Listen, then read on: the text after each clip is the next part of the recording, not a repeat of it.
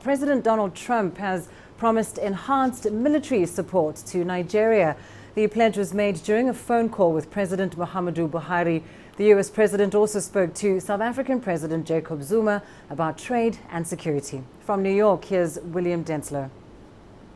According to a special advisor to President Buhari, Donald Trump told his Nigerian counterpart to keep up the good work that he's doing, and spoke of a US readiness to cut a new deal on military weapons for Nigeria's fight against terrorism, specifically against the Islamic extremist group Boko Haram, with President Trump also inviting President Buhari to Washington at a time that is mutually convenient. Now, this phone call very much aligns with what President Trump's Deputy Assistant Sebastian Gorka says are America's key security priorities. This administration understands that our enemy is a global conspiracy. It is a conspiracy of individuals who subscribe to the jihadist movement. And Boko Haram is a great example. Boko Haram is part of the Islamic State, swore allegiance to Abu Bakr, was accepted into the Islamic State. So we will deal with it as it must be dealt with, as a global phenomena and a threat to all decent people everywhere. According to a specialist on US-African affairs with the human rights group Amnesty International, they say that they're seeing a worrying trend with the Trump administration, and that is an increased US support for military action by regional governments with less oversight and accountability. That they say that that's a combination that they describe as frightening.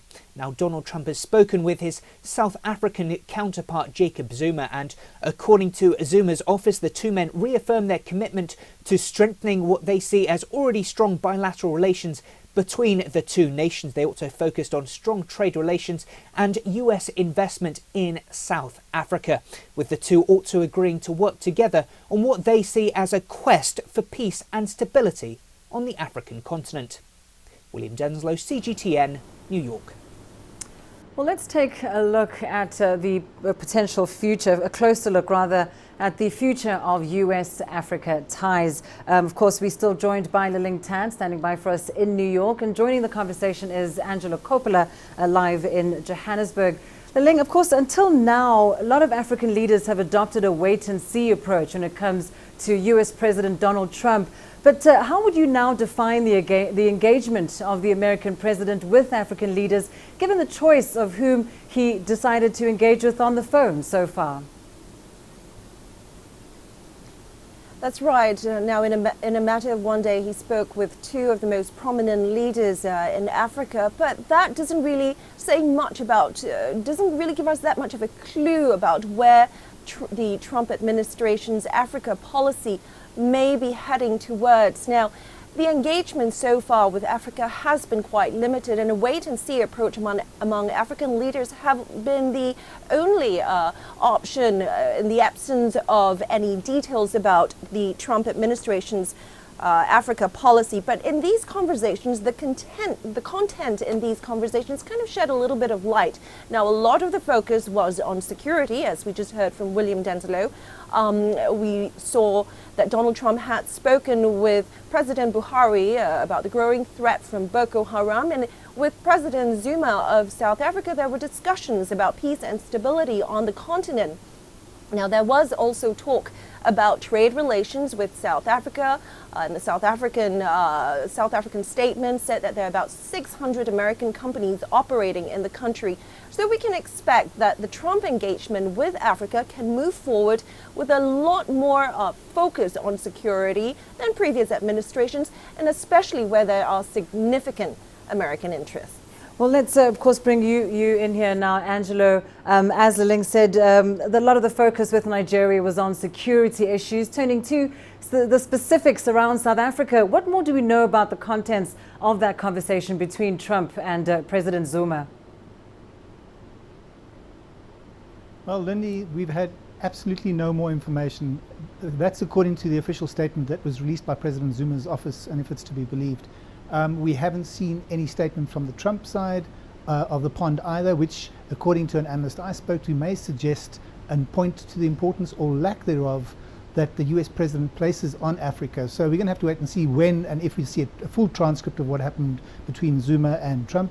We don't know if Zuma raised his objection to President Trump's comments during his election campaign when he called South Africa a very dangerous place. We do know that Zuma wasn't invited to the US to discuss arms, though. So at the moment, it seems like a very limited interaction, and hopefully we will get more detail and more action. Lindy?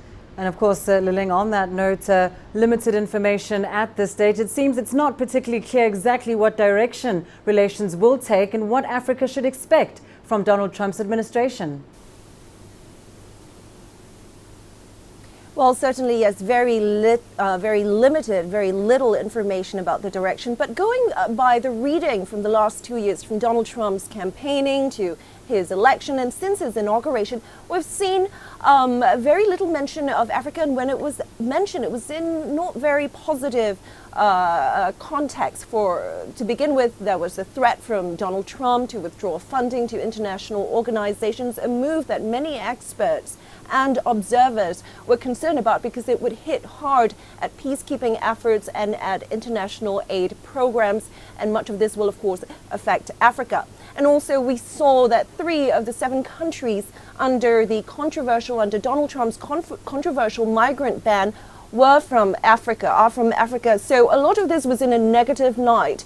And moving forward, we can also expect, based on these readings and based on that track record, we can expect a preoccupation from the Trump administration over security matters in Africa, and also perhaps a less altruistic America when it comes to funding and development support. And Angelo, finally back to you for one last question. With this sort of, limited information that we have right now to give us a policy direction, it does suggest that perhaps African countries can be the ones to take the first step. What then would be key priority areas for South Africa in this future relationship with the United States? Well, South Africa wants to keep AGOA going. It's still got another 9 years to run.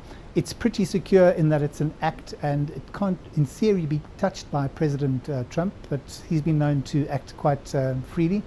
But if that doesn't happen, they will be looking at other bilateral relationships beyond AGOA. And according to the DTI, that's the Department of Trade and Industry in South Africa, the sides will begin preparation during Trump's first term to decide on the road ahead. Whether it's AGOA or it's a bilateral agreement, it's going to take several years to solidify because of the US President's insistence on America first. Lindy? Well, thank you very much. Angelo Coppola joining us there from Johannesburg, and Liling Tan live in New York. Thanks to you both.